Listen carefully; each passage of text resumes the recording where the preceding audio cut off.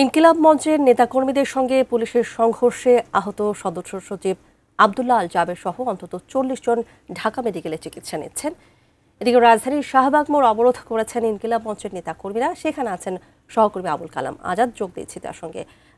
আজাদ, শহীদ ওসমান হাদি হত্যার দাবিতে বিকেল থেকেই উত্তাল শাহবাগ মোড়। দেড় ঘন্টার খবর একটু আপনাকে জানাতে চাই যে রণক্ষেত্র পুরো শাহবাগ এলাকা। তার কারণটি হচ্ছে যে ইনকিলাব মঞ্চের নেতাকর্মী যারা ছিলেন তারা একটি ঘোষণা দিয়েছিলেন এরকম যে তাদের উপর বিকেলে যে হামলা অথবা ছত্রভঙ্গ হওয়া, যাই হোক পুলিশের সঙ্গে যে বাদানুবাদটি ঘটে সেই ঘটনার পরিপ্রেক্ষিতে তাদের নেতাকর্মীরা আহত হওয়া এবং তাদের দাবি দেওয়া এসব কিছু মিলে তারা একটি প্রতিবাদ সমাবেশ ডাক দেয়। এক পর্যায়ে শাহবাগ ব্লকেট কর্মসূচি ঘোষণা করেছিল বিকেল 5:30টার দিকে। আর সে জায়গাটিতে ঘণ্টা দুয়েক পর রাত 7:30টার দিকে আইনশৃঙ্খলা বাহিনী সেখানে আবারও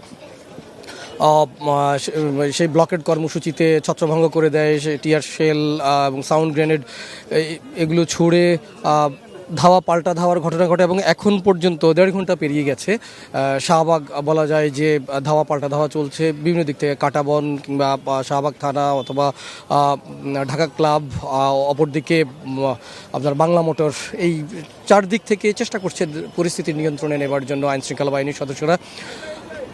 এর ভিতর দিয়ে আপনাকে আরেকটি বিষয় জানিয়ে রাখতে চাই যে ইনকিলাব মঞ্চের যে দাবিটি ছিল যে জাতিসংঘ তত্ত্বাবধানে শরীফ ওসমান হাদি হত্যাকাণ্ডের তদন্তটি, তো অন্তর্বর্তী সরকার বিবৃতি দিয়েছে যে আগামী রোববারের মধ্যে তারা এই আন্তর্জাতিক আইন এসব বিষয়গুলো পর্যবেক্ষণ করে এবং খুব ভালোভাবে যাতে কোনো ভুল ত্রুটি না হয় সে বিষয়ে তারা ব্যবস্থা নেবেন।